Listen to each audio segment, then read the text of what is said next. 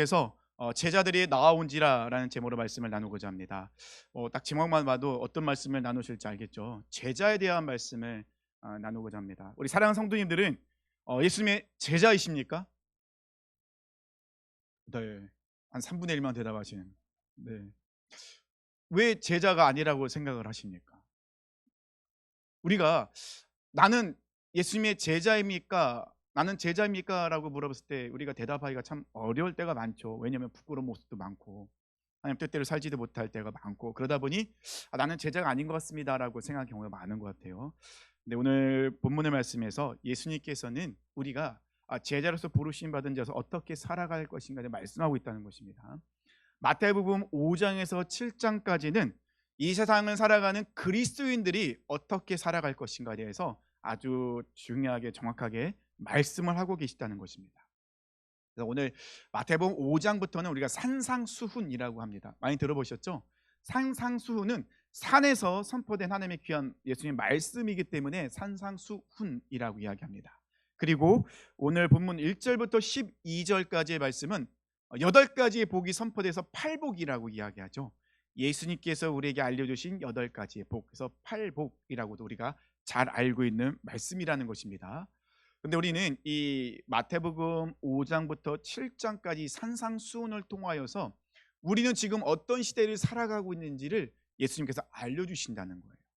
우리는 살아가는 이 시대는 이미와 아직 사이를 살아가고 있어요. 이 무슨 말이요? 이렇게 생각하실 수도 있겠죠. 이미와 아직. 그걸 뜻하는 것은 무엇이냐면요, 예수님이 이 땅에 오셔서 공생애를 시작하시면서 가장 먼저 선포하신 말씀이 뭐냐면요, 회개하라, 천국이 가까이 왔느니라. 마가복음에서는요, 때가 찼고 하나님 나라가 가까웠으니 회개하고 복음을 믿으라. 예수님께서 가장 먼저 선포한 거는 회개하라예요. 회개하라. 왜 회개해야 되죠? 하나님 나라가 가까웠으니. 하나님 나라가 가까웠으니라고는 말씀하고 있지만 실질적으로는요, 예수님께서 이 땅에 오신 그때부터 하나님 나라는 우리 가운데 이미 임했다는 거죠. 그러니까 우리는 이 세상 속에서 하나님의 나라를 살아가는 하나님의 백성들이에요. 우리는 죄인이었습니다. 죄의 노예였습니다. 사단의 노예로 살아갈 수밖에 없었어요. 그런데 우리가 예수님을 알고 예수님을 믿고 예수님을 고백하여 회개함으로 우리는 더 이상 죄의 노예가 아닌 하나님의 자녀가 되는 권세를 누렸어요. 이거는 제 말이 아니라 요한복음에 나와 있는 말씀이잖아요. 영접하는 자 곧 그 이름을 믿는 자들에게는 하나님의 자녀가 되는 권세를 주셨으니 우린 벌써 하나님의 자녀인 거예요. 그래서 이 땅에 하나님 나라가 예수님을 통해 하나님 나라가 임함으로 인해서 우리는 하나님의 백성으로 이 땅 가운데 살아간다는 것입니다. 그런데 이미 하나님의 나라는 이 땅 가운데 임했지만 아직 완성은 안 돼 있어요. 그러면 하나님 나라는 언제 완성됩니까? 예수님이 이 땅에 다시 오실. 그래서 우리는 재림하신 예수님을 기다리고 있다는 것입니다. 우리는 이미 임한 하나님의 나라를 살아가고 있지만 아직 완성되지 않은 그런 시대에 살아가고 있다는 것입니다. 쉽게 말씀드리면 우리는 이 세상 살아갈 때 너무 많은 것이 부딪혀요. 힘들어요.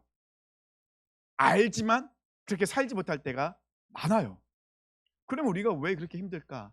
그것은 이미 임한, 우리는 하나님 나라가 예수님을 통해 이미 임해서 하나님의 백성이 되었지만 여전히 이 세상은 사단이 권세를 잡고 있고 이 사단이 하나님을 계속해서 대적하게 만들고 있기 때문에 아직 하나님 나라가 완성되어 있지 않은 세상에 살고 있기 때문에 우리는 부딪힐 수밖에 없고 갈등할 수밖에 없고 고민할 수밖에 없고 또 핍박과 고난을 당할 수밖에 없다는 것입니다.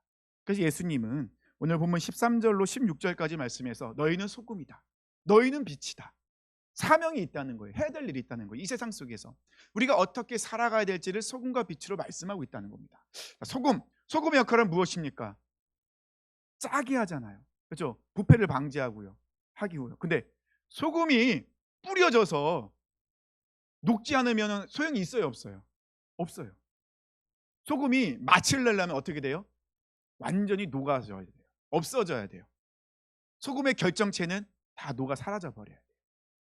빛은요, 어두운 가운데 촛불 하나만 딱 켜지면 환해집니다. 어두우면 어둘수록 더 환해집니다. 근데 촛불을 켜고 그거를 뚜껑을 덮어버리면은 아무 소용이 없잖아요. 책상 밑에 두면은 빛의 역할이 좁아도 소용이 없잖아요.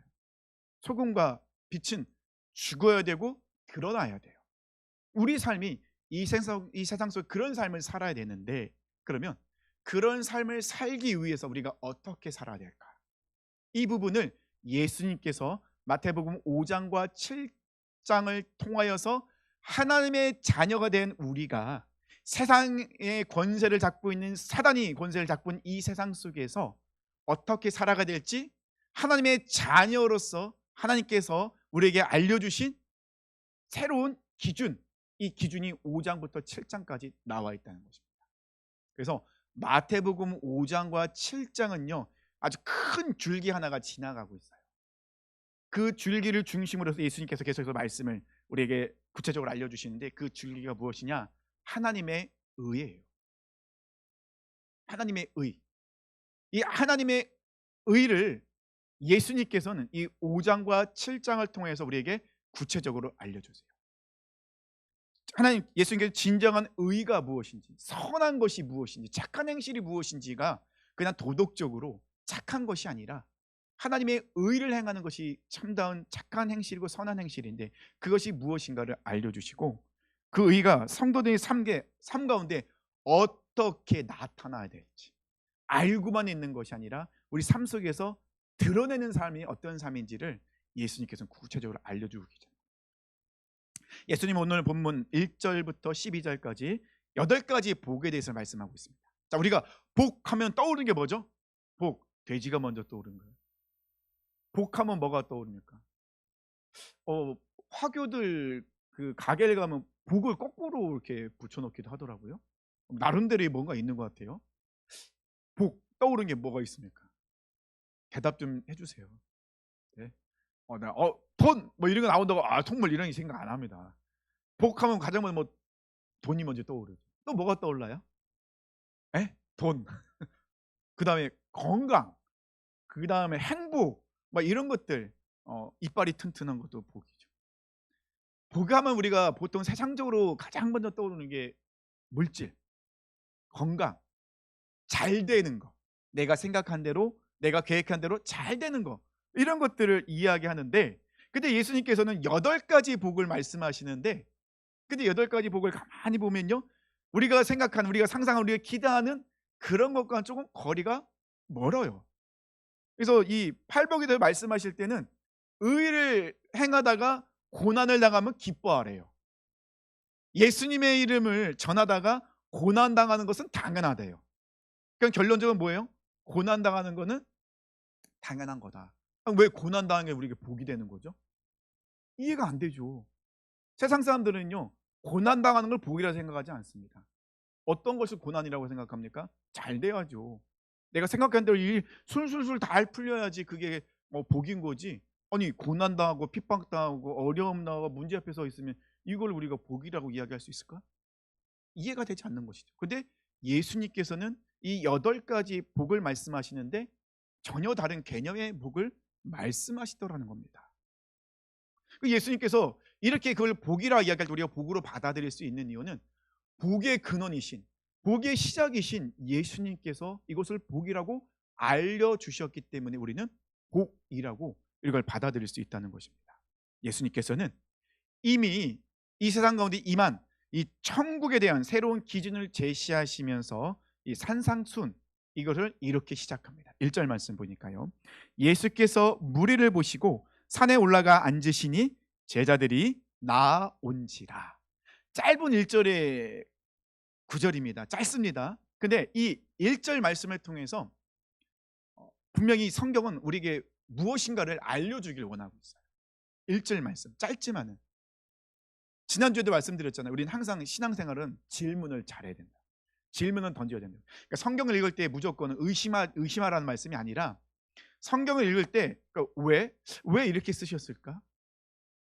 왜 이런 식으로 기록을 했을까라는 우리가 한번 질문을 던질 필요가 있다는 거예요.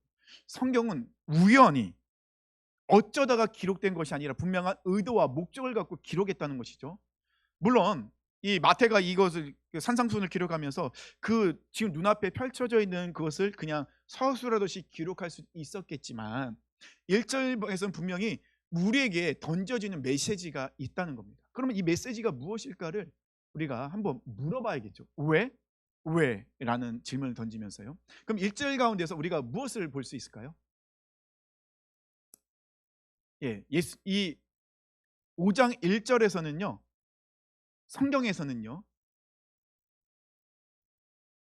제자와 무리를 구별하고 있어요. 뭉뚱그려서 무리들이라고 이야기하지 않습니다. 1절 시작할 때요. 예수께서 무리를 보시고, 많은 무리들이 있어서 예수님 주변에는요. 많은 무리들이 있었죠. 그 무리를 보고 앉으셨어요. 앉으셨지만은 산상수훈 시작하지 않으세요. 누가 올 때까지요? 제자들이 올 때까지.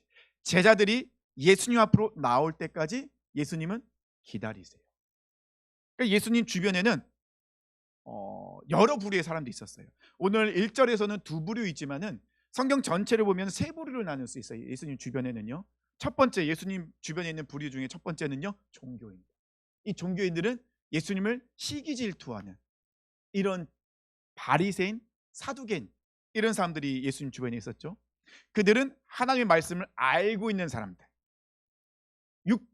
율법 613가지를 딸딸딸 외우고 있어요. 창세기, 출애굽기, 레위기, 민수기, 신명기까지 이 모세 오경을 이 딸딸 외우는 사람들이 있었어요. 하나님의 말씀을 그 누구보다 잘 알고 많이 알고 정확히 알고 있다고 생각했던 자부했던 사람들이에요. 그런데 그들은 예수님이 말씀을 전할 때마다 주변에 많은 사람들이 쫓아다닙니다. 무리들이 따르죠. 그것을 보고 시기질투해요.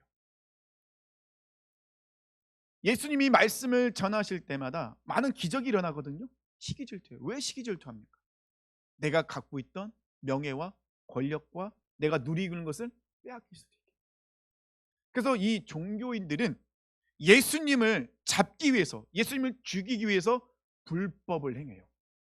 불법을 행하는 것이 무엇인지를 알면서도 그들은 불법을 행합니다. 아니, 그 누구보다 율법을 잘 지키는 사람들이 자기들의 이익을 위해서 불법을 행하고 있다는 것이죠. 이런 사람들이 예수님 주변에 있었어요. 예수님 늘 공격하고 비난하고 손가락질하고 핍박했죠. 예수님 주변에 있던 두 번째 부류는 어떤 사람들입니까? 오늘 본문에 나와 있죠. 무리들입니다. 예수님 말씀을 전하실 때 능력이 나타나잖아요. 예수님이 하나님의 말씀을 전하면 놀라운 생명의 말씀이 선포되기 때문에 이 말씀을 듣는 사람들이 하늘 소망을 갖게 되는 거예요. 종교인들, 그러니까 종교 바리새인들과 사두개인이 무엇인가를 전할 때는 늘 정죄당했죠. 늘 정죄당하고 우리는 하나님께 붙들림 받지 못하고 우리는 왜 이렇게 살 수밖에 없지? 우리는 늘 죄냐? 늘 정죄당했거든요. 근데 예수님께서 말씀을 전하시니까 이들이 하늘 소망을 갖고 하나님의 어떤 분인지를 정확하게 알아가게 되더라는 겁니다. 그러다 보니 많은 사람들이 예수님께로 모여들기 시작합니다. 그런데 예수님이 말씀만 전하시던가요? 예수님은 기적과 능력도 행하시잖아요. 병자도 고치시죠.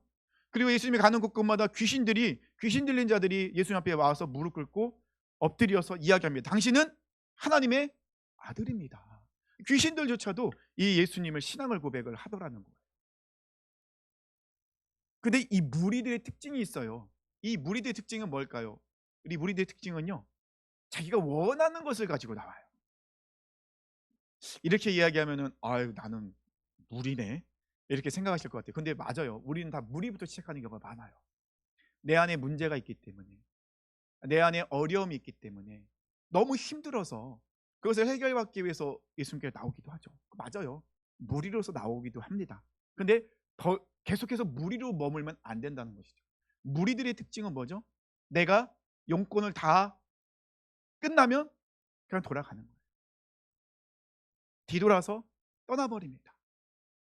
그것이 무리의 모습이었다는 것입니다. 자기의 소원이 이루어지면 그냥 뒤돌아서 가버리는 사람들. 이런 사람들은 무리들이었어요. 무리들은 말씀을 듣지만 근데 그건 거기서 끝이에요. 세 번째가 누굽니까? 제자들이죠. 예수님께서는요, 잃어버린 영혼에 늘 관심을 갖고 찾아가시는 분이신데 더욱 관심을 갖고 있는 사람들이 있었습니다. 누구냐면 바로 예수님의 제자들. 제자들에게 관심을 갖고 계셨어요. 그래서 1절에서도 분명히 이 제자와 무리를 구별하고 있는 모습을 우리는 볼 수 있다는 것입니다.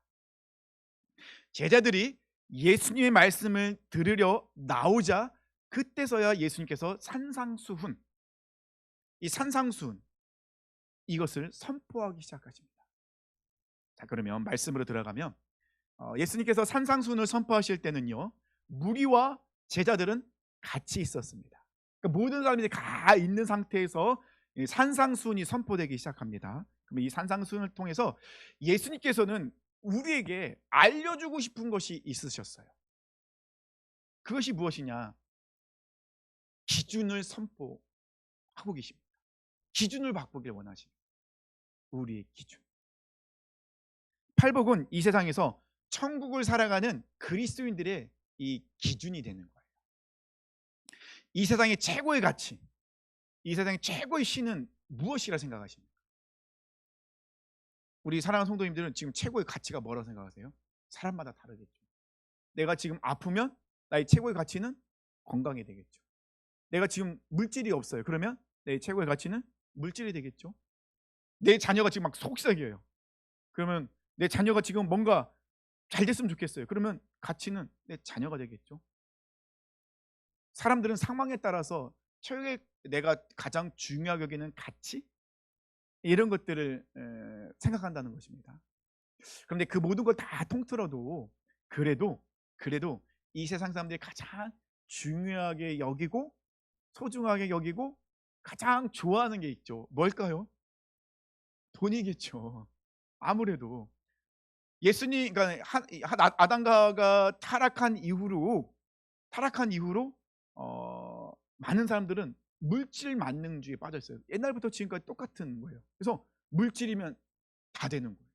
지금은 돈을 많이 갖고 있으면 갖고 있을수록 편한 삶을 살잖아요. 좋은 차, 좋은 집, 좋은 옷. 얼마나 누릴 게 많습니까? 뭐 세계 일주를 할 수도 있고. 돈이 다라고 생각해요. 그래서 돈을 신으로 생각하죠. 돈은 본신, 우리가 만몬이라고 합니다. 만몬. 근데 우리 조금 더 깊게 고민해 보면요, 물질보다 사람들이 더 중요하게 여기고 신처럼 여기는 게 있습니다. 무엇일까요? 네, 자기 자신이에요. 결국은 자기 자신을 가장 중요하게 여겨요. 돈을 왜 법니까? 돈을 왜 벌어요? 내가 먹고 살아야 되니까. 내 좋은 옷 입고 내가 떵떵거리며 살고 싶으니까. 결국은 자기 자신이 신이 되는 경우가 이 세상은 그렇게 신이 되더라고요. 그렇게 살아가고 있죠. 그것이 시대별로 조금씩 바뀌긴 하는데요, 지금 시대에는 인권이라는 단어가 그것이 너무나도 잘 표현되고 있어요. 인권은 정말 중요합니다. 인권 반드시 존중해 줘야죠. 인정해야 됩니다.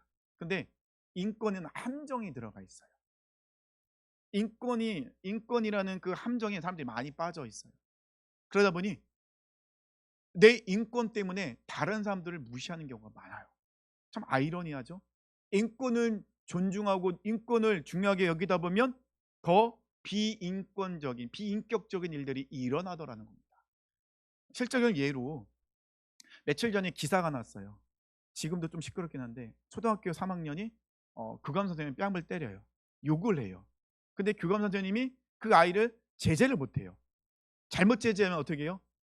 네, 그 아이 인권은 무시했다고.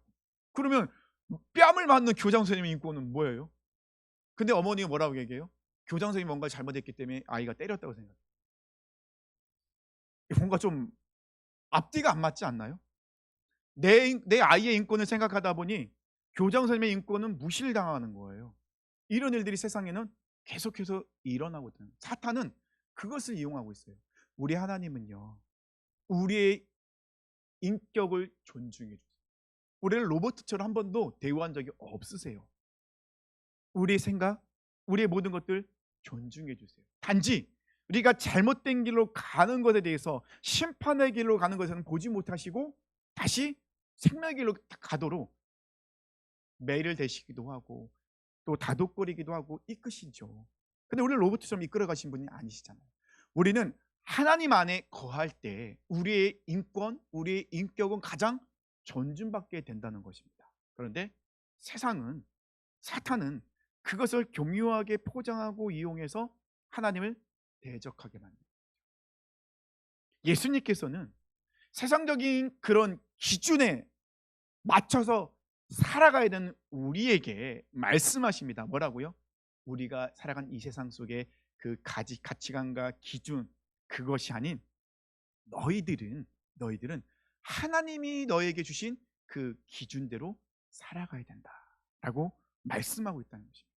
시대는 점점 지나면서 나 중심의 것을 집중하도록 만들고 있으면서 더욱 하나님을 대적하게 만들고 있는데, 예수님께서는 이 세상에서 자기 중심이 아닌 하나님의 의, 뜻, 섭리를 발견하고 그것을 이뤄가는 것이 진정한 우리의 모습이고 우리가 승리할 수 있는 비결이다라고 예수께서 말씀하신다는 것입니다. 그래서 이 예수님께서 이 팔복을 통해 하나님의 기준, 이 기준을 말씀하시면서 그 기준을 통하여서 우리가 바뀌길 원하는 것도 있었어요. 그 무엇냐면 가치관을 바꾸길 원하는 관점. 지금까지는 나 중심의, 인간 중심의 관점이었다면 이제는 하나님 관점으로 그 모든 것을 바꾸자는 겁니다. 예수님께서 말씀하실 때요. 팔복을 보면요, 뭐 그걸 깊게 우리가 풀어나갈 수는 없겠지만 팔복을 잠깐 보시면요, 3절부터 나와 있죠. 첫 번째 뭡니까? 심령이 가난한 자는 복이 있나니 천국이 그들의 것입니다. 마음이 가난해야 된다는 거예요. 마음이 가난해지려면 어떻게 해요? 내 안에 있는 욕심, 내 안에 있는 계획, 이런 것들 다 내려놔야겠죠. 내 안에는 내 육적인 것으로 채우면 마음이 가난해질 수가 없습니다. 예수님은 채우라 말씀하지 말고 비우라 말씀하십니다. 왜냐하면 하나님의 영으로 채우기 위해서, 말씀으로 채우기 위해서 먼저 비우라 말씀하시죠. 두 번째는 뭐라고 말씀하십니까? 애통한 자는 복이 있나니 그들이 위로를 받을 것이며. 애통한다는 건 뭐죠? 슬퍼야 된다. 뭘 놓고 슬퍼야 될까요? 아픈 것 때문에요? 그럼 무엇 때문에 우리가 아파야 되죠? 우리가 무엇 때문에 슬퍼야 돼? 애통해야 되죠? 나의 죄된 본성을 보면서, 죄악된 세상을 보면서, 여전히 죄 가운데 머물고 있는 내가 사랑하는 영혼들을 위해서 바라보면서 아파해야 돼요. 슬퍼해야 돼요. 그들을 위해서 울어야 된다는 것입니다. 세 번째는 온유한 자는 복이 있대요. 온유하다는 건 뭐죠? 길들여져야 돼요. 하나님의 말씀으로, 하나님 뜻대로 길들여지라는 것이죠. 세상은 자기 스펙을 쌓으라고 하지만 예수님은 뭐라고 말씀하십니까? 하나님의 말씀으로 길들여져라. 그 다음 뭐라고 말씀합니까? 의에 줄이고 목마르라는 거예요. 하나님의 뜻대로 올바르게 살려고 애쓰라는 거예요. 하나님의 뜻이 무엇인가를 발견하기 위해서 수고하고 애쓰라 말씀하고 있습니다. 그 다음 뭐라 말씀하십니까? 궁휼히 여기는 자는 복이 있다고 합니다. 궁휼히 여긴다는 건 뭐죠? 은혜와 자비를, 친절과 자비를 베풀어야 돼요. 근데 요즘은 친절 잘못 베풀면은 뭐 경찰서 가는 거 아시죠? 어려워요. 그래서 사람들이 모른 채 해요. 그래서 그런 걸 보면서 그걸 또 이 시대의 흐름이라고 이야기합니다. 근데 우리는 그러면 안 된다는 거예요. 알면서도 친절과 자비를 베풀어야 된다. 마음이 청결하다는 건 무엇입니까? 우리 마음이 깨끗해져. 근데 우리가 마음이 깨끗해지려면 어떻게 깨끗해질 수 있습니까? 뭐 마음을 어떻게 청소할 수 있어요? 방법은 없죠. 예수 그리스도밖에. 예수님을 통하여 우리 마음이 청결해질 수 있는 거죠. 그다음 뭡니까? 화평하게 하는 복이 있대요. 화평을 하기 위해서는요, 내가 희생을 해야 돼요. 내가 참아야 되고요, 내가 용납해 줘야 되고요, 내가 먼저 다가가야 돼요. 되게 힘들잖아요. 상대방이 잘못했는데 내가 먼저 그들에게 다가가 손을 내밀어야 된다는 것이죠. 세상은 그렇게 얘기하지 않죠. 고발을 해야 돼요. 시시를 가려서 그 사람이 잘못했다는 것을 만천에 드러나게 만들어야 돼요. 근데 예수님은 그렇게 말씀하지 않습니다. 손을 먼저 내밀으래요. 먼저 다가가고 용서해 주래요. 그리고 마지막으로 말씀하시죠. 의를 위하여 박해를 받는 자는 복이 있대요. 하나님의 뜻을 이루기 위해 올바른 일을 하다가 박해받을 때 기뻐하래요. 예수님께서 이 팔복을 말씀하실 때 이 팔복의 내용들을 볼 때 항상 하나님 중심이에요. 그러니까 이 팔복을 이해하기 위해서는 내 관점으로, 인간적인 관점으로, 세상적인 관점으로 팔복을 바라보면 이해가 안 되죠. 어떻게 이렇게 살 수 있어? 살았어요. 초대교회 성도들은. 어떻게 해요? 하나님의 관점으로 그것을 바라보니까 가능하더라는 거죠. 하나님의 뜻이 무엇인지 알 수 있고, 아, 내가 이렇게 살아야 되는구나. 이것이 바로 하나님의 자녀답게 살아가는 방법이구나라는 것을 깨닫게 되더라는 것입니다. 기준이 들어오게 되니, 하나님의 말씀이 나의 삶의 기준이 되어 내 기준이 나에게 들어오게 되니 관점이 바뀌더라는 겁니다. 나의 관점에서, 인간적인 관점에서, 세상적인 관점에서 철저하게 하나님의 관점으로 그 모든 것이 바뀌게 되더라는 것입니다. 그러면 이 무리와 제자들에게 똑같은 말씀이 선포됐잖아요. 다른 게 없습니다. 똑같이 듣습니다. 그런데 이 무리와 제자들은 똑같은 말씀을 듣지만 그 가운데서 구별이 되더라는 거예요. 그러면 이 무리와 제자들이 어떻게 구별이 될까라고 우리가 한번 생각해 볼 필요겠죠. 첫 번째는 이 제자와 무리를 어떻게 구별할 수 있을까라고 했을 때 그 말씀을 어떻게 받아들이는지, 그러니까 내가 예수를 왜 따르는지를 우리가 생각해 볼 필요가 있다는 겁니다. 예수님을 많은 사람들이 따르는 이유가 뭡니까? 예수님에게서 표적이 나타나기, 기적이 나타나기 때문에. 그래서 예수님 앞에 나가면 내 병이 고침받을 수 있고, 예수님 앞에 나가면 내 문제 해결될 수도 있고, 이런 기적과 표적 때문에, 눈에 보이는 현상 때문에 예수님을 따르는 경우가 많다는 것입니다. 그런데 그거에만 머무는 사람들은 무리로서 그냥 지나가는 사람이 될 수밖에 없다는 거예요. 제자는 어떤 사람들입니까? 예수님을 통하여서 변화되는 사람이에요. 무리는 변화가 일어나지 않습니다. 그냥 내가 필요한 것을, 내가 원하는 것을 얻고 그냥 뒤돌아서면 끝이에요. 제자는요, 변화되는 사람. 그 예수님을 통하여 가치관, 인생의 길, 삶의 목표, 이런 것이 완전히 바뀌는 사람들이 제자라는 것입니다. 그 말은 뭐죠? 말씀을 그대로 받아들이는 거예요. 솔직히 예수님께서 말씀하실 때, 우리가 말씀을 들을 때 우리 안에 얼마나 많은 것이 부딪힙니까? 근데 이거는 이 정도는 내가 좀 들어줄 만해. 이 정도는 내가 좀 할 수 있어. 이거는 도저히 안 돼. 이거는 나한테 하는 얘기가 아니라 여기 옆에 김 집사님에 대한 얘기야. 우리가 말씀을 받아들일 때 이럴 때 많잖아요. 말씀 튕겨낼 때가 많아요. 내가 용납이 되면 받아들여요. 용납이 안 되면 거절해요. 무리의 모습.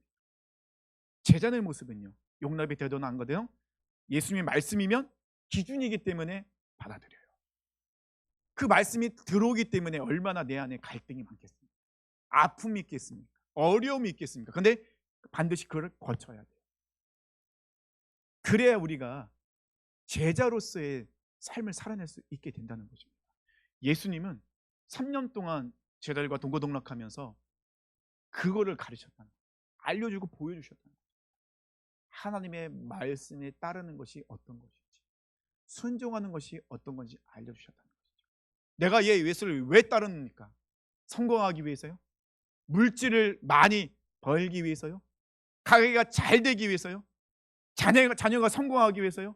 내 건강이 치유되기 위해서요? 그것만 머물면 무리예요. 우리는 그 너머까지 나가야 된다는 거죠.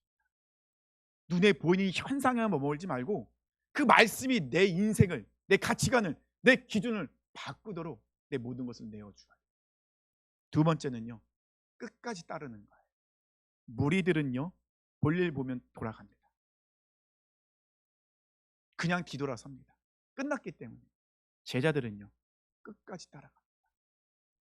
내가 생각했던 거와 다르더라도. 우리가 신앙생활 하다 보면 내가 생각했던 거와 다를 때도 많잖아요.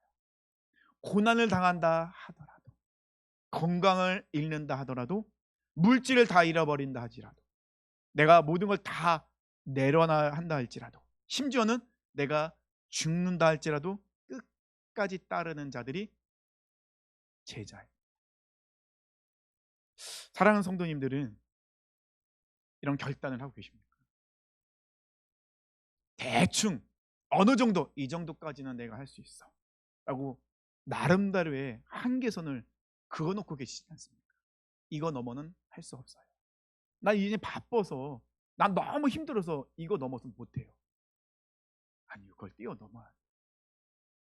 성경에서는요, 제자를 그냥 제자로 부르지 않고 예수님이 12제자를 12사도라고도 부른다.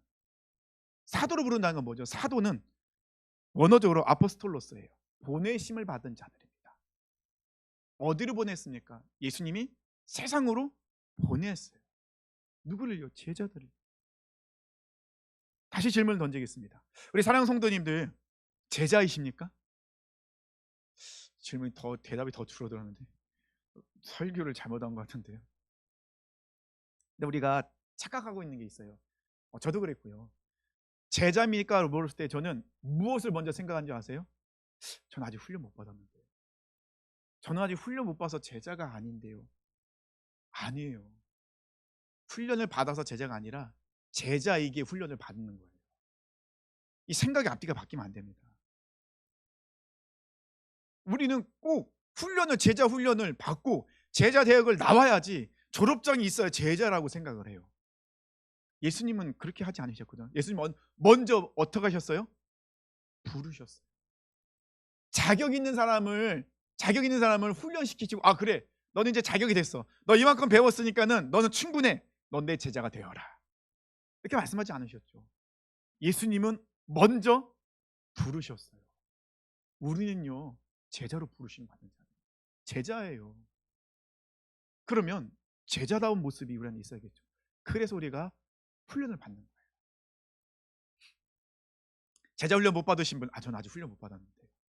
그런데 제자 훈련이 되게 거창한 거 아닙니다. 제자 훈련할 때 보통 우리가 뭘 합니까? 첫 번째는 성경 통독을 해요. 큐티를 해요. 중보기도 훈련을 받아요. 그 다음에 신앙서적을 읽으라고 해요. 그 다음에 뭐 합니까? 영성일기를 쓰라고 해요. 근데 솔직히 우리 교회에서 성경 통독하죠. 그죠? 그 다음에 기도하죠. 말씀 암송하고 있죠. 그러면 사랑하는 성도님들도 지금 제자 훈련 중에 계신 거예요. 근데 우리 꼭 뭔가 시간을 딱 정해놓고 그것만 해야지 제자 훈련 받았다고 생각하는데, 물론 그것도 필요해요. 왜 그렇게 합니까? 내가 결단을 했기 때문에. 그리고 내가 그 제자 훈련을 통해서 내가 정말 제자답게 살고 싶은 마음으로서 그렇게 하는 겁니다. 그런데 그것만이 다는 아니라는 거예요. 얼마나 많은, 우리 한국교회 얼마나 많은 성도님들이 제자 훈련 받은지 몰라요. 제자 대학 졸업장 갖고 있는 분들 한 3분의 2는 될걸요. 그런데 변화는 안 일어나요. 아니, 제자 훈련을 받았는데, 제자 대학원 졸업했는데 왜 변화는 안 일어납니까? 제자 훈련의 그 본질을 모르고 있기 때문에 그래요. 제자 훈련의 본질은요, 지식을 습득하는 게 아닙니다. 제자 훈련의 본질은 뭐예요? 예수님께서 말씀하셨잖아요. 기준 바꾸기예요. 솔직히 우리가 교회 다니면서 상처를 제일 많이 받아요. 그리스도인들이, 기독교인들이요, 세상보다는 교회 안에 상처를 더 많이 받아요. 목회자들한테 상처를 받습니다. 장로님들한테 상처받습니다. 옆에 있는 성도들한테 상처받습니다. 정말 많이 상처받아요. 제자 훈련 그렇게 많이 받았는데, 졸업장은 몇 개나 있는데 왜 서로 상처 주고 왜 서로 아파하고 힘들어하는 겁니까? 기준이 안 바뀌었다는 거예요.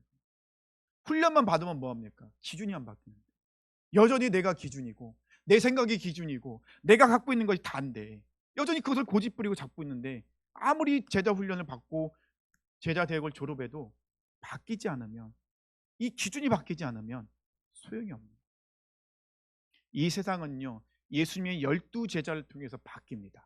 이 예수님의 12제자는요, 예수님이 돌아가시는 그날까지 고집쟁이들이었어요. 베드로는요, 예수님 끝까지 거부하고 있었잖아요. 물은 채 했잖아요.